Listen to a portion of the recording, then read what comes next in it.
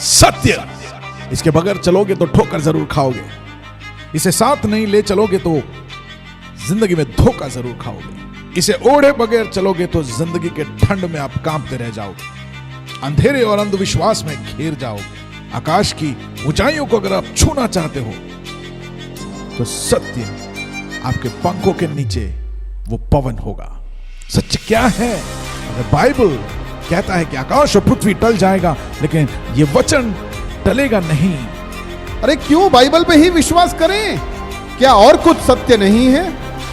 ये सवाल आपके दिमाग में घूमता हो। नोहा, अब्राहम, डेविड, यार सब मन घड़त कहानियां जैसा लग रहा है। यार बाइबल में लोगों का इतना सारा उम्र कैसे हो सकता है? बाइबल के अंदर दर्शाए गए परमेश्वर के बारे में लोगों को बहुत सारी गलतफहमियां हैं। Why there is so much of violence, genocide, prejudice, injustice in the Bible? एक बात बताओ, ईश्वर फादर है, सन है कि होली स्पिरिट है? ईश्वर का सीन समझ और उसकी योजनाओं को हम लोग समझने में असमर्थ रहते हैं। कमारी में से जन्म लिया है, मजाक है क्या? कौन फिर से आने वाला है? यीशु?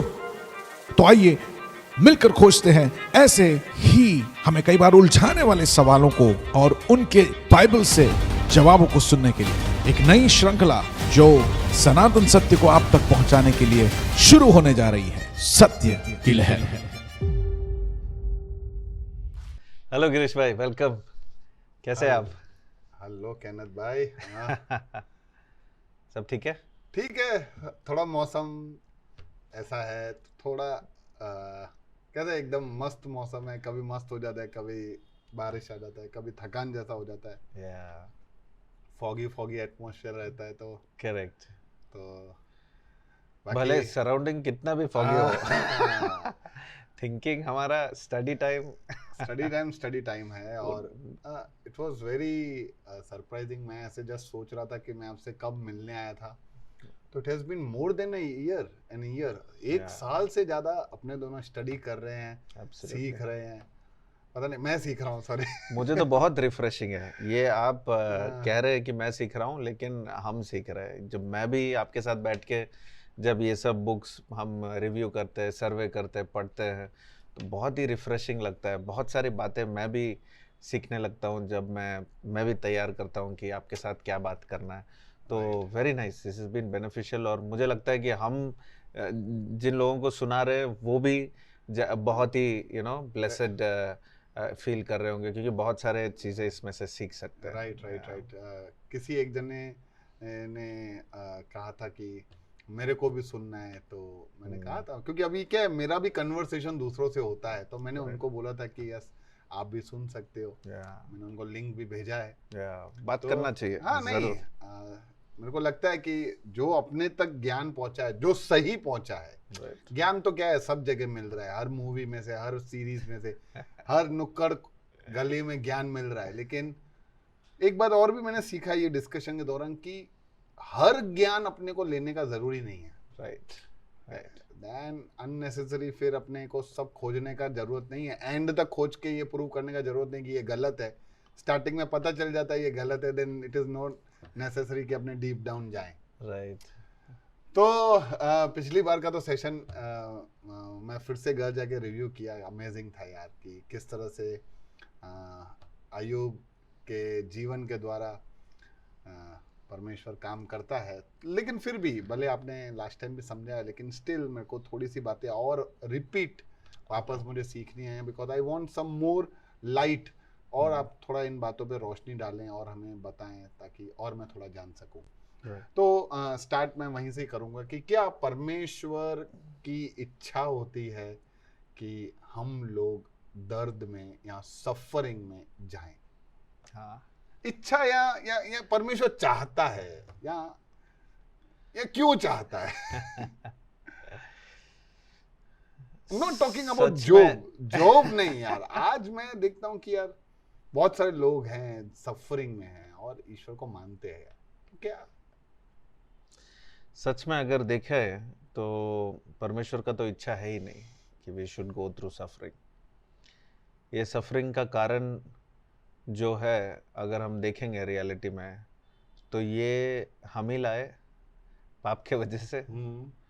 और बल्कि ये सफरिंग सिर्फ हमको नहीं, हमने गॉड को भी ऐसा सिचुएशन में डाल दिया कि उसको आके इस दुनिया में हमारे लिए सफ़र करना पड़ा, या क्रूस को उठाना पड़ा, और हमारे लिए उसने अपने आप को, उसने अपना जीवन दिया ताकि हमको जीवन मिल सके, ताकि हम मृत्यु में से मुक्त हो सके। तो मृत्यु से रिलेटेड ये सारे सफरिंग जो है आखिर में मृत्यु से ही कनेक्टेड है। कोई भी प्रकार का सफरिंग हो तो वो मृत्यु से कनेक्ट होता है। एक तो है कि लोग चाहेंगे कि हम मर जाए इतना सहन करने के बदले, जैसे अय्यूब के सिचुएशन में उसकी पत्नी कहती है राइट, कि क्यों इतना सहन कर रहे हो, बस मर जाओ, बस मर जाओ अभी, क्यों इतना बहुत सहन कर रहे हो। और दूसरे साइड में देखेंगे तो लोग सफ़र करते करते या दुख संघर्ष उठाते उठाते वो मर जाते हैं या मृत्यु की ओर चले जाते हैं। तो मृत्यु से कनेक्टेड है सफरिंग, और मृत्यु जो है वो पाप का वेतन है, ऐसा बाइबल हमको समझाता है। सिन का जो सैलरी है, जो द वेजेस, तो सिन जो करता है उसका जो सैलरी है, पेमेंट जो है, आखिर में डेथ में ही मिलता है। तो वो डेथ को ओवरकम करने के लिए और डेथ के ऊपर जीत हासिल करने के लिए यीशु मसीह हमारे लिए आया। और उसने दिखाया कि मुमकिन है, और उसने हमें बता दिया कि तुम अगर मुझ पे विश्वास करोगे तो तुम ये जीवन पाओगे। तो the opposite of suffering is life, and Jesus is life, God is life, and if you go after life you will go away from this suffering, and your understanding of suffering will change when you're walking with life. तो जीवन के साथ जब आप चल रहे हो तो ये दुख, संघर्ष और ये मुश्किलें आपको ऐसा है, आप अनुभव करोगे, दर्द होगा, सहन करोगे, लेकिन जब आप यीशु मसीह के बारे में सोचोगे या परमेश्वर के बारे में अपने दिल में सोचोगे और उससे बातचीत या उससे रिश्ता बनाओगे, तो आपको ये सारी चीजें लगेगा कि this is part of life. Just interrupt कर रहा हूँ, suffering leads to death ultimately, is connected to death, but even the people जो सफर नहीं करते, जो खुशहाल हैं, अपनी जिंदगी मस्त जी रहे हैं, ऐशो आराम में जी रहे हैं, वो भी डेथ पे एंड करते हैं। तो फिर सफरिंग को डेथ के साथ कनेक्ट करने देने का, उसके बीच में अपने को फिर ये अंडरस्टैंडिंग को हम कैसे इम्प्लीमेंट करेंगे? ये अंडरस्टैंडिंग इसलिए हमको जानना है, और ये सारी जानकारी या ये सारा ज्ञान। सॉरी, आपने जो सफरिंग का बात किया वो ऐसा लग रहा था कि आप फिजिकल सफरिंग का बात कर रहे हो, कोई दर्द है, दुख है, हॉस्पिटलाइज है, बट देयर आर पीपल जो मेंटल सफरिंग करते हैं, ठीक है, देयर हेल्थ उनका ओके है, एंड वो मेंटल सफरिंग कोई किसी का सहन करता होगा, कोई द्वेष में जीता होगा, कोई जलन में जीता होगा, all are suffering only, and ultimately उनका भी जिंदगी चलते चलते चलते 50, 60, 70, 80, 100 में मर जाते हैं। तो ये उनका एक्सटीरियर सफरिंग है ही नहीं, वो भी डेथ पे ही एंड होता है। तो फिर इन सबको अपने कैसे रिलेट करेंगे? It's a good question, why. ये अच्छा सवाल है, क्योंकि जैसे मैंने आपको लास्ट टाइम भी बताया था, आज भी मैं आपको कह रहा हूँ कि शैतान को जिसने जगह दिया इस दुनिया में, इस धरती में, वो हम ही है, मनुष्य है। क्योंकि हमने वो जगह दिया, उसका बात को सुनते हुए, मैं जब हमने कह रहा हूँ कि मैं मनुष्य को एक जनरल में लेकर आदम से रिलेटेड कर रहा हूँ कि आदम ने वो परमिशन और वो अलाउइंग दिया कि चलो तुम आओ, तुम्हारी बात सच है और हम तुम्हारी बात मानते हैं, और प्रभु की बात, परमेश्वर की बात को हम नकारते हैं। तो उन्होंने डिसोबे किया और शैतान को वो जगह दे दिया।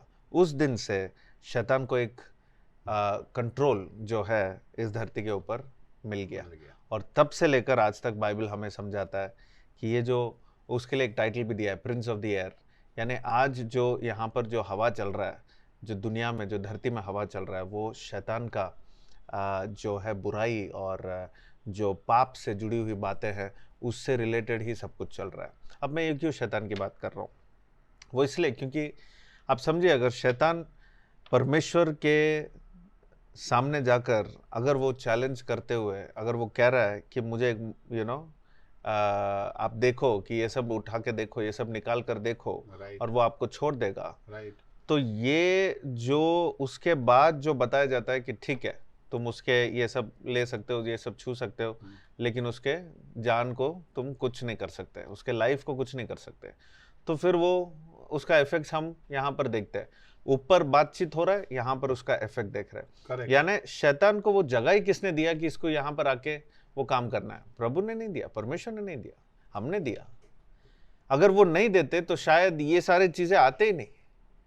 और ऐसे ही परमेश्वर ने एदेन वाटिका में आदम और हवा को रखा था, जहां पर सफरिंग की बात ही नहीं थी, बल्कि काम तो था लेकिन सफरिंग नहीं था। Correct. लेकिन बाहर जब आए, काम सफरिंग बन गया और बाकी सारी चीजें सफरिंग हो गए। ठीक विथ है। रिगार्ड टू एटमॉस्फेयर, नेचर हो, हेल्थ इश्यूज हो, मेंटल इश्यूज हो, सब कुछ everywhere they were disturb. The first family, हर प्रकार का टेंशन उनके जीवन में आ गया। ठीक है। और ये सफरिंग जो है, जो दर्द और संघर्ष है, ये आ गया। तो ये जो शुरुआत जो है, ये it came as a result of sin on the earth, ठीक है। पूरे दुनिया में। तो फिर इससे रिलेटेड ये सारे चीजें अभी लाइफ में क्या है, हमारे लाइफ में ये सब, क्योंकि ये धरती में ये पाप का एंट्री हो गया, उसके बाद जो कुछ चीजें यहाँ पर अगर हमें प्रूव करना है, समझो अगर हमें कुछ एक टेस्ट या एक एग्जाम के थ्रू हमें कुछ प्रूव करना है, तो हम वो प्रिपरेशन फॉर एग्जाम को क्या कहते हैं? जो हमारे स्टूडेंट लाइफ में है, जो हम पढ़ते हैं, कोई एग्जाम आता है, कोई जो सारा जो you know the time they spend and the learning that they do and struggle, एक स्ट्रगल है। और you know there is a kind of related word in real life जो है, that suffering, that they go through some kind of efforts and some kind of struggle that people go through. I'm saying कि एक test और एक study time में अगर जो बच्चे सही टाइम में पढ़ते हैं, ठीक है। जो समय का सही उपयोग करते हैं ठीक और जो आज्ञा पालन करते हैं, वो सही समझ से, because of their obedience they study and they come over the test and exam. ठीक है। But those who fail, those who didn't study, those who disobeyed, जिन्होंने बात नहीं माना, जिस साल में पढ़ना था जब वो साल में नहीं पढ़े, तो उसका रिजल्ट क्या आता है? जब वो डिसोबे करते, दे स्टार्ट सफरिंग। मैं एक एग्जांपल दे रहा हूँ, छोटा एग्जांपल दे रहा सही है। हूँ। It comes in the form of struggle, ठीक है। कि वो फिर से एक और साल उनका Correct. पढ़ाई में जाता है, नहीं तो फिर स्कोप नहीं होता है, चलो ये फील्ड नहीं, दूसरा फील्ड देखना है, ये करे वो करे, हर प्रकार का टेंशन, हर प्रकार का सोच। क्यों?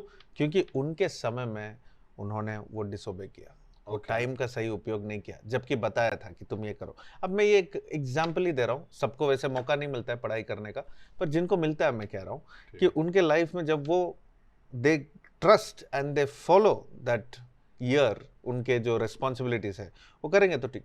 तो ये एक रिजल्ट हो गया ऑफ नॉट बीइंग ओबीडियंट। ठीक है, ओके। तो एक सफरिंग जो है पूरे ह्यूमैनिटी में एक जेनरिक से आ गया उसके बाद, जबकि इन्होंने डिसोबे किया पहले एदेन वाटिका में, उसके बाद इट कंटिन्यूस। मैं समझ गया, ये सफरिंग तो है ही। देखो आज आप भी सफर कर रहे होगे, कहीं कहीं मैं भी सफर कर रहा हूं। अभी हिंदी में कहते हैं तो लगता है ट्रैवल कर रहे हैं। हाँ, यानी आप भी कहीं से पीड़ा से गुजर रहे हो, मैं भी कहीं से गुजर रहा हूं। पर समझो अचानक से अयूब भी कहीं ना कहीं से तो गुजर ही रहा होगा। अभी वो है, ठीक है, थोड़ा अम्मी टाइप का बंदा था, अभी ऊपर यार शर्त लग रहा है कि तूने मेरे को देखा है, तूने देखा है मेरे इसको। और see this is not natural, ये कहीं से आया है। अब समझो जैसे अभी आपने ये पानी पिया, ठीक है, अब ये पानी में मैं कचरा डालूं और फिर आप पियो और फिर आप बीमार हो, तो ये समझो कहीं से आया आपके, अभी नेचुरली नहीं है। तो यानी किसी ने जानबूझ करके किया कुछ, तो ये ऊपर से जानबूझ कर हुआ है। तो क्या परमेश्वर ऐसे जानबूझकर खाली किसी को प्रूव करके दिखाने के लिए, शैतान को प्रूव करके दिखाने के लिए, देख अभी मैं तेरे को बताता हूं, तो एक इनोसेंट व्यक्ति यानी कैसे सफर? आपका ये सवाल जो है, ये वही बुक में है। ये सारे सवाल जो आप पूछ रहे हैं वो बुक में ऐसे ही है। अयूब ही पूछता है कि क्या ये सही है, मैंने एक भी गलती नहीं की, ये क्या आपके मतलब आप फिर न्याय नहीं हो? मतलब इतना हद तक कि अयूब बोलता है कि आप न्याय नहीं हो। नहीं, तो फिर अयूब का क्वेश्चन गलत ही कैसे था? और परमेश्वर ने आखिर में कहा कि तुम जो मेरे साथ तुमने जो संघर्ष किया वो सही था। Good you came and asked me questions. परमेश्वर को अच्छा लगा कि आके ये सारे सवाल उसने कोशिश किया, लेकिन इसमें भी उसने पाप नहीं किया। ऐसा परमेश्वर कहता है कि अय्यूब you were right, your questions were right, पर सुनो बात, आखिर में ऐसा लिखा है कि सुनो बात, क्या मैं सवाल करना शुरू करूं? ऐसा परमेश्वर उल्टा पूछता है अय्यूब को। तब अय्यूब बोलता है ठीक है। फिर सवाल करने में भी परमेश्वर को अच्छा लगा कि ये परमेश्वर से सवाल किया, इसने वो रेसल किया, वो एक रेसलिंग स्पिरिट था, वो अच्छा लगता है परमेश्वर को कि तुम्हारे आके रेसल करो, मेरे साथ तुम मांगो, पूछो क्या है। और सबसे मुश्किल बात यह है कि जब ये सारे सवाल हम पूछते हैं, परमेश्वर नहीं कहता कि सवाल मत पूछो, परमेश्वर ये नहीं कहता है कि तुम मुझसे कुछ मत मांगो, नहीं, परमेश्वर चाहता है कि हम उसके पास आए, हम मांगे, हम प्रार्थना करें, हम उससे बात करें। लेकिन जब परमेश्वर शांत रहता है तब हम क्या करें, ये सवाल है। ये सारे सवाल जो आप पूछ रहे हैं ना, इसका कोई भी जवाब पूरे पुस्तक में नहीं है, पूरे अय्यूब के पुस्तक में नहीं है। पर इससे हम क्या सीख सकते हैं, वो आखिर में क्या कहता है, जैसे परमेश्वर अय्यूब को सिखाता है कि देखो, तुम जितना तुम्हारे दोस्त और तुम जैसे सोच रहे हो मेरे बारे में, मैं वैसा नहीं हूं। और तुम जैसे सोच रहे हो कि दुनिया को ऐसे चलाना चाहिए, वैसा नहीं चलता है। तुम जानते भी नहीं हो। मैं सवाल पूछूं, ये धरती में जब फाउंडेशन लगाया तुम कहाँ थे? ऐसे सारे सवाल फिर वो परमेश्वर पूछने लगता है कि ये सब तुम जानते हो कैसे किया मैंने, राइट। तो अय्यूब फिर समझ जाता है कि नहीं, इसका मतलब ये है कि वो हमारे समझ के बाहर है।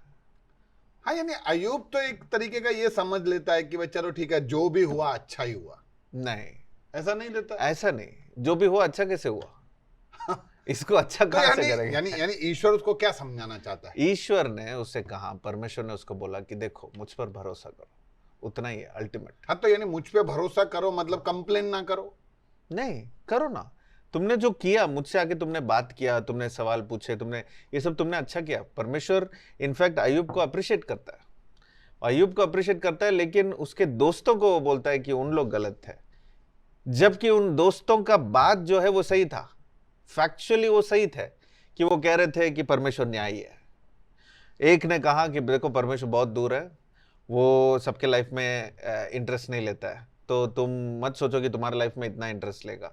अब वो बात फैक्चुअली करेक्ट नहीं है, लेकिन एक हद तक करेक्ट है कि वो बहुत दूर है, सही है, वो बहुत दूर है, लेकिन सब में इंटरेस्टेड है वो।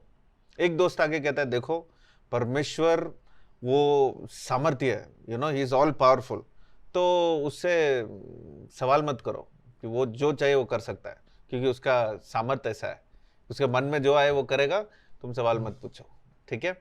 दूसरा दोस्त आके कहता है देखो, वो जानता है कि तुमने कुछ तो पाप किया है, तुम नहीं जानते हो लेकिन वो जानता है, कबूल कर लो, जाके बोलो कि मैं अनजाने में मैंने कुछ पाप किया है, परमेश्वर माफ करो। तुम नहीं जानते, तुम अच्छे हो, लेकिन तुमने कुछ किया है, क्योंकि वो सब जानता है। तो ये सारे जैसे जो क्वालिटीज परमेश्वर का क्वालिटी है कि वो सर्वशक्तिमान है, उसको जो चाहिए वो कर सकता है, वो भी बात सही है। क्या उसने गलत बोला दोस्त ने? नहीं, सही बोला। दूसरे ने बोला कि वो न्याय है, न्याय परमेश्वर है, ठीक है, वो न्याय देता है, सही बोला। तीसरे ने बोला देखो, वो सब कुछ जानता है, इसलिए तुमने कुछ किया होगा जो तुम नहीं जानते लेकिन वो जानता है। क्या वो सही नहीं था? Factually is correct, correct qualities प्रभु के बारे में उन्होंने बोला, लेकिन परमेश्वर कहता है कि ये गलत है, ये सारे दोस्त तुम्हारे, वो गलत है, वो सही तरीके से वो समझाए नहीं। तो आप समझ सकते हो, परमेश्वर कह रहा है कि तुम क्वालिटीज को जानकर एक क्वालिटी को पकड़कर बैठ मत जाओ कि ये इसलिए होता है। जैसे यीशु मसीह से भी कुछ चेलों ने आके पूछा कि इसने ये अंधा क्यों पैदा हुआ, कि इसके माता पिता ने पाप किया या उसके पहले पीढ़ी में उन्होंने पाप किया। तो ये एक हमारा एक अंडरस्टैंडिंग है कि हम एक कंक्लूजन में आना चाहते हैं कि परमेश्वर अच्छा ऐसा ही करता है, जबकि परमेश्वर कह रहा है कि तुम कंक्लूड मत करो, तुम कंक्लूजन में मत आओ, क्योंकि फिर तुम एक इल्यूशन में रहते हो कि तुम कंक्लूड कर देते हो। तुम्हारा क्या हक है तुम कंक्लूड करो जो मैंने तुमको कहा ही नहीं है, जो मैंने कहीं नहीं बताया कि मैं ऐसे ही करता हूं हर केस में। अरे यार, अभी आप सपोज आपने मेरे को, या चलो किसी ने मेरे को थप्पड़ मारा, अल्टीमेटली मुझे उसको कंक्लूड तो करना पड़ेगा ना कि क्यों मारा. I want to know the reason why did you hit me. Absolutely. हाँ, तो यहाँ आप बोल रहे हो कि ठीक है तुम कंक्लूड मत करो. हाँ. बिकॉज तुम जो सोचते हो हर बार वैसा नहीं होता है. नहीं होता है. There can be many more reasons. Many more reasons. और हर बात तुम्हें बताने का जरूरत नहीं है. हाँ. एक तरीके से. एक तरीके से. सही बोला आपने. तो यानी मेरे जीवन में समझो मैंने कोई गलती की, उसकी वजह से अब मुझे सफरिंग हो रहा है, तो मेरा ऐसा सोचना कि वो गलती की वजह से मैं सफरिंग कर रहा हूं, ऐसा सोचना सही नहीं है. हो सकता है, पर कंक्लूड मत करो. You trust God. अगर तुम परमेश्वर पे भरोसा करते हो तो इतना भरोसा तो करो कि परमेश्वर तुमको बचाएगा, परमेश्वर तुमको संभालेगा. कि सफरिंग तो है, लेकिन suffering is not the end. परमेश्वर वही यहां पर दिखा रहा है कि ठीक है सफरिंग है, लोग पीड़ा उठाते हैं, लेकिन वो एंड नहीं है. तो आई कंक्लूड कि परमेश्वर ने वो सफरिंग को अलाउ किया जस्ट टू ये दिखाने के लिए उसको भी और अपने को भी कि हमें कंक्लूजन में नहीं आना चाहिए. ये पुस्तक से. हाँ. यस, ये पुस्तक का लेसन ही मैं आपको बताऊंगा कि लाइफ में कोई भी सिचुएशन आए, don't make conclusions but trust God. That conclusion should be there कि मेरा भरोसा परमेश्वर पे है, कुछ भी हो जाए. मैं ये नहीं कहूं कि ये पता है इनके वजह से ही हुआ है मेरे लाइफ में. तुमको कैसे पता? क्या तुमने लाइफ देखा है? क्या तुमने देखा है कि ये धरती को कैसे बनाया है? क्या सिद्धांत से परमेश्वर ने इस धरती को बना के रखा है? We don't know. यानी जैसे लोग कहते हैं कि जब तक मेरी सांसें चल रही है तब तक तुम ऐसा बोल नहीं सकते कि ऐसा ही होगा. कुछ भी आगे पलट सकता है. यू मीन से एब्सोल्युटली. किसी बात में भी तुम घमंड भी मत लो. हाँ. अपने जीवन का कि मैंने ये सब किया, मैंने अचीव किया. ये सब परमेश्वर के अनुग्रह से चलता है. लेकिन कुछ भी जो कुछ आज हो रहा है, क्यों कंक्लूड मत करो? क्योंकि इसमें गलती अल्टीमेटली मनुष्य का ही है इस धरती में. कि हमने ये problem of sin and suffering, ये जो पीड़ा और पाप हम इस दुनिया में लेके आए, we allowed it. So now we shouldn't be concluding because परमेश्वर बहुत कुछ कर रहा है जो हमको पता नहीं चल रहा है. लेकिन जो बातें हम यहाँ से ध्यान दे सकते हैं, सीख सकते हैं, वो ये है कि स्वर्ग में कुछ हो रहा है तो यहाँ धरती में भी कुछ होगा. बात समझा मैं. केनत भाई, मैं आपके पास आऊं कि यार मैं बहुत तकलीफ में हूँ, बहुत अलग अलग जगह से गुजर रहा हूँ. सब सही चल रहा था यार, सब सही रीति से कर रहा था. अचानक से नौकरी से निकाल दिया, अचानक से बीमारियां आ गई, अचानक से सब ऐसा गड़बड़ हो गया है. हाउ विल यू कंफर्ट मी? देखो दोस्ती में कंफर्ट पूछने से पहले आपको हंसी आ गया दुख भरी कहानी में. मेरे पास कोई आए तो देखो नेचुरल क्या होता है, तूने कुछ किया होगा गड़बड़, कुछ तो गड़बड़ की है. सीधी सीधी ऐसे कैसे? सी, ये सारे इन्वेस्टिगेशन कर ले, हम इंट्रोगेशन कर दे. हाँ. सारा सवाल एक्सप्लोर कर ले.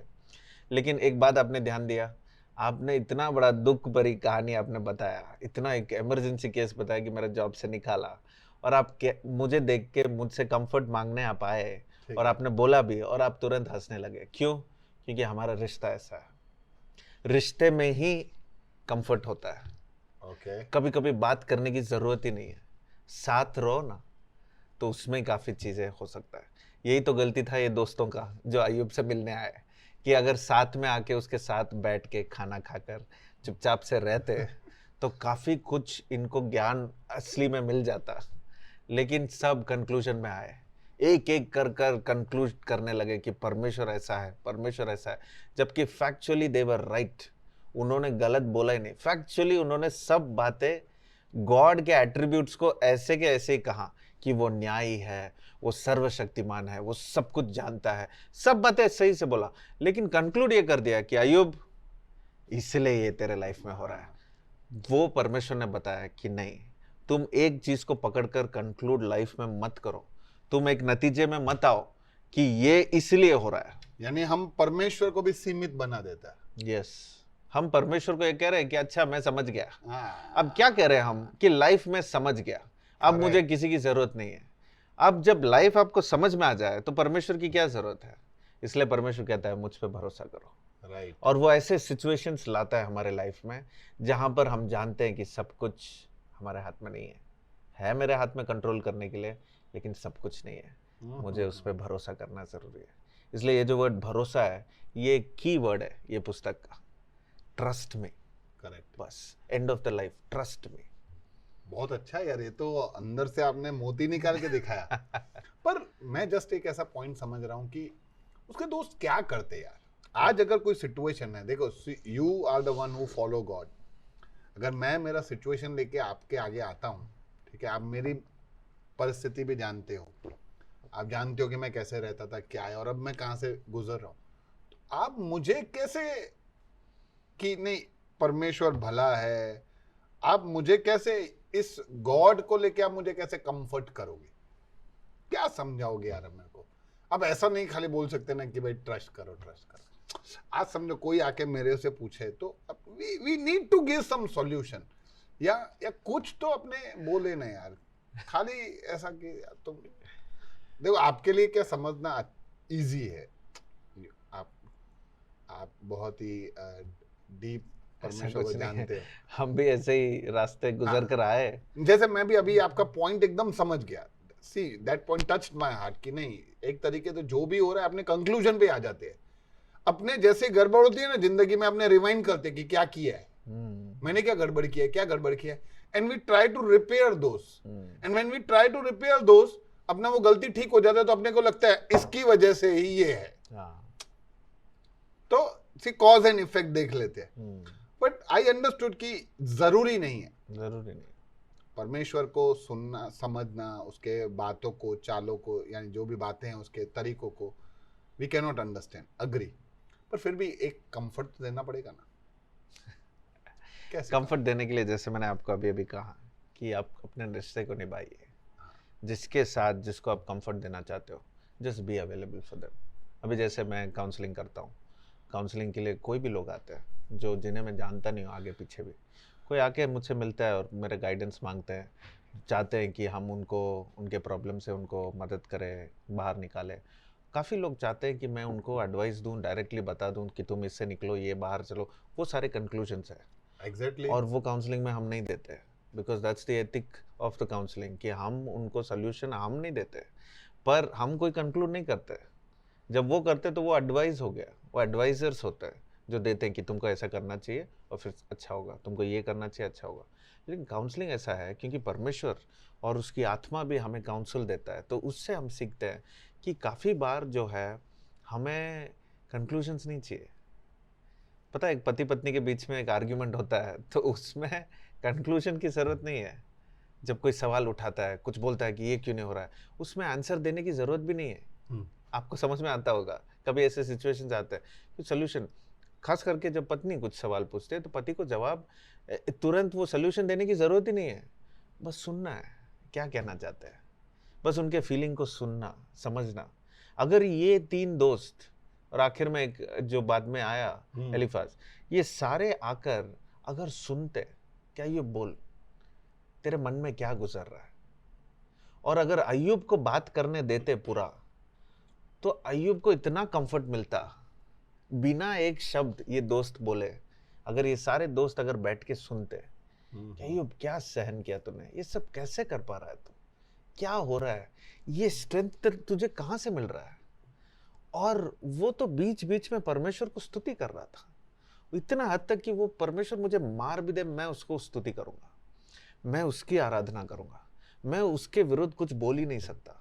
वो न्याय, यानी आप समझो कि ये दोस्त जो आए, इनको कंफर्ट करके अय्यूब भेजता है क्योंकि वो लोग कंफ्यूज हो गए कि इसको ऐसा क्यों हो रहा है, जबकि इसने कुछ किया नहीं है, बोल रहा है इसने कुछ गलती ये बोल रहे थे कि अय्यूब तू कुछ तो बोल तो मेरे ख्याल से ये तीनों दोस्त जो है, जो मिलने आए अय्यूब से, दे वर बैड काउंसलर्स। उन्होंने आके सुना नहीं, बस जवाब देते रहे। और ये काफी बार हर एक रिश्ते में होता है, दोस्ती में नहीं, हर एक घर में होता है, बाहर होता है, कहीं भी होता है कि आके सीधा जवाब कि अच्छा ऐसा हुआ, हाँ तो उसके वजह से इसके वजह, पता है बड़े लोग जब आके सोल्यूशन देने लगते हैं तब वो सोल्यूशन की ज़रूरत नहीं होता है काफ़ी बार। बस सुनो, मेरे मन की बात सुनो ना, मेरे भावनाओं को समझो ना, मैं क्या दर्द से गुजर रहा हूँ, क्या कुछ हो रहा है, मेरे बच्चे मर गए, मेरा घर संपत्ति सब गया, मेरा जो भी वेल्थ, ये दुनिया धरती में सबसे रिचेस्ट, और मेरा सारा वेल्थ एक ही टाइम में चले गया। मेरे बॉडी में सिकनेस आ गए, बॉयल्स आ गए, मेरी वाइफ को सहन नहीं कर पा रही है मुझे देखकर, और आप लोग आके मुझे दोष लगा रहे हैं और मुझे सिखा रहे परमेश्वर कौन है। बल्कि आपकी सारी बातें सही है, लेकिन मुझे सही बातें भी नहीं चाहिए अभी। वही परमेश्वर कहता है कि ये सारे लोगों ने गलत बोला, जबकि उनका फैक्ट्स राइट था, पर परमेश्वर बोला गलत किया, because they were not good listeners. Okay, तो ऐसे ही सिचुएशन में मैं सोचता हूँ कि अगर कोई व्यक्ति अभी ऐसे ही अयूब जा रहा था, तो उसको कैसे एहसास दिला जाए कि परमेश्वर अभी भी भला है। कुछ लोग अपनों को खो देते हैं, कुछ लोग जैसे ही सत्य के मार्ग में चलते हैं और उनके जीवन का सत्यानाश हो जाता है, तो उनको कैसे समझाने का कि still God is in control, don't worry. आपने जो सेंटेंस यूज किया, गॉड इज इन कंट्रोल, ये तो मैं मानता ही नहीं हूँ और ये लाइन मैं कभी बोलता भी नहीं हूँ। वो इसलिए क्योंकि God is in charge of everything. सबका पूरा जो यूनिवर्स है उसका पूरा इंचार्ज तो प्रभु ही है, परमेश्वर ही है। It's not changed.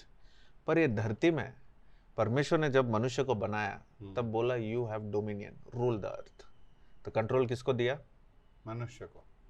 तो मतलब यू मीन टू से कि अगर कोई चीज का कंट्रोल परमेश्वर ने मनुष्य को दे दिया धरती का, तो now he can not control और ही विल नॉट कंट्रोल, या वो अभी उसके ऊपर अधिकार नहीं जमा है। ही फॉलोज दिस प्रिंसिपल ना, उसने तो बनाया सारा सिद्धांत। इसलिए अगर उसको जो भी करना है वो मनुष्य के द्वारा ही करता है इस धरती में। आप मुझे बोलो एक चीज जो मनुष्य के इस्तेमाल किए बिना वो करेगा इस दुनिया में, या उसने किया हो? Nothing, nothing. सो परमेश्वर जो भी करता है वो मनुष्य का इस्तेमाल करता है। और इसलिए मैं ये कह रहा हूं कि कंट्रोल हमारे हाथ में दिया, हमने क्या किया? शैतान के हाथ में दिया। ओके, तो कौन कंट्रोल में है अभी? तो मैं और शैतान, मनुष्य और शैतान। पर मनुष्य ने तो दे दिया, तो अब तो उसके हाथ से भी गया पूरा ना? नहीं दिया ना, ऐसा नहीं है, क्योंकि शैतान को भी हमारा इस्तेमाल करके वो काम करता है। अच्छा, क्योंकि वो भी फिजिकल बॉडी में नहीं है, वो भी आत्मा है, एंजल है। ठीक है। तो फिर वो फॉलन एंजल है, तो उसको भी कुछ करना है इस धरती में, तो वो मनुष्य को ही इस्तेमाल करेगा। यानी इस धरती का अल्टीमेट अगर किसी को कुछ करना है तो मनुष्य के द्वारा ही करना है। We are the rulers, we are in control. और इसलिए आप बुराई क्यों बढ़ रहा है, अगर आप देखोगे रूट में, तो कोई ना कोई एक व्यक्ति होगा जो फैला रहा होगा, जो गलत कर रहा होगा। अच्छा, शैतान डायरेक्टली कहाँ करता है? कुछ ना कुछ तो वो अफेक्टेड ही है।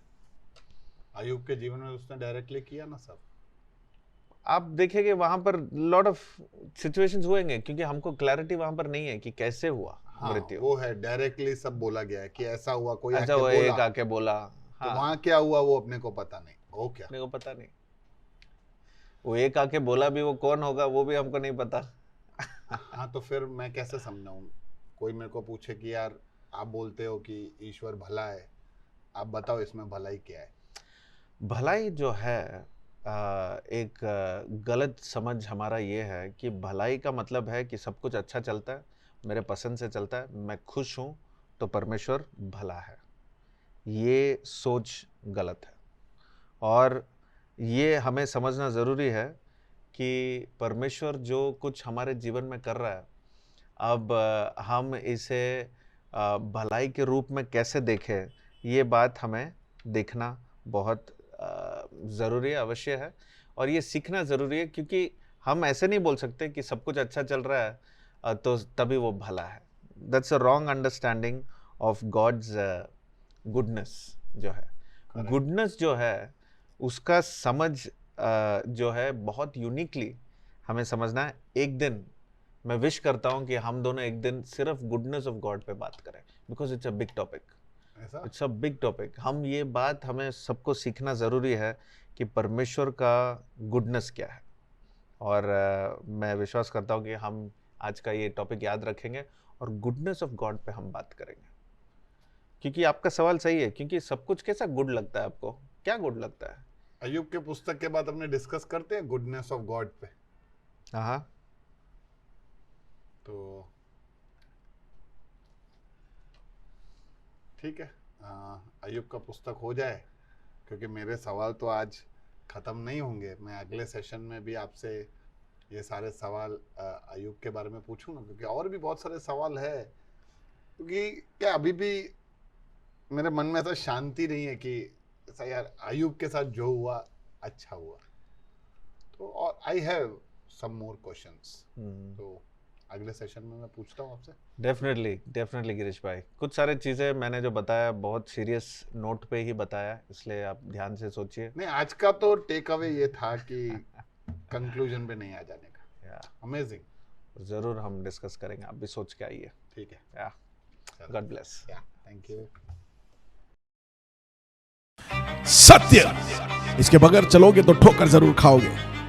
इसे साथ नहीं ले चलोगे तो जिंदगी में धोखा जरूर खाओगे। इसे ओढ़े बगैर चलोगे तो जिंदगी के ठंड में आप कांपते रह जाओगे, अंधेरे और अंधविश्वास में घिर जाओगे। आकाश की ऊंचाइयों को अगर आप छूना चाहते हो तो सत्य आपके पंखों के नीचे वो पवन होगा।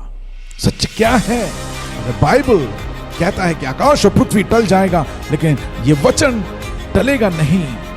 अरे क्यों बाइबल पे ही विश्वास करें? क्या और कुछ सत्य नहीं है? ये सवाल आपके दिमाग में घूमता हो। नोहा, अब्राहम, डेविड, यार सब मन घड़त कहानियां जैसा लग रहा है। यार बाइबल में लोगों का इतना सारा उम्र कैसे हो सकता है? बाइबल के अंदर दर्शाए गए परमेश्वर के बारे में लोगों को बहुत सारी गलतफहमियां। Why there is so much of violence, genocide, prejudice, injustice in the Bible? एक बात बताओ, ईश्वर फादर है, सन है कि होली स्पिरिट है? ईश्वर का सीन समझ और उसकी योजनाओं को हम लोग समझने में असमर्थ रहते हैं। कमारी में से जन्म लिया है, मजाक है क्या? कौन फिर से आने वाला है? यीशु? तो आइए मिलकर खोजते हैं ऐसे ही हमें कई बार उलझाने वाले सवालों को और उनके बाइबल से जवाबों को सुनने के लिए एक नई श्रृंखला जो सनातन सत्य को आप तक पहुंचाने के लिए शुरू होने जा रही है, सत्य की लहर।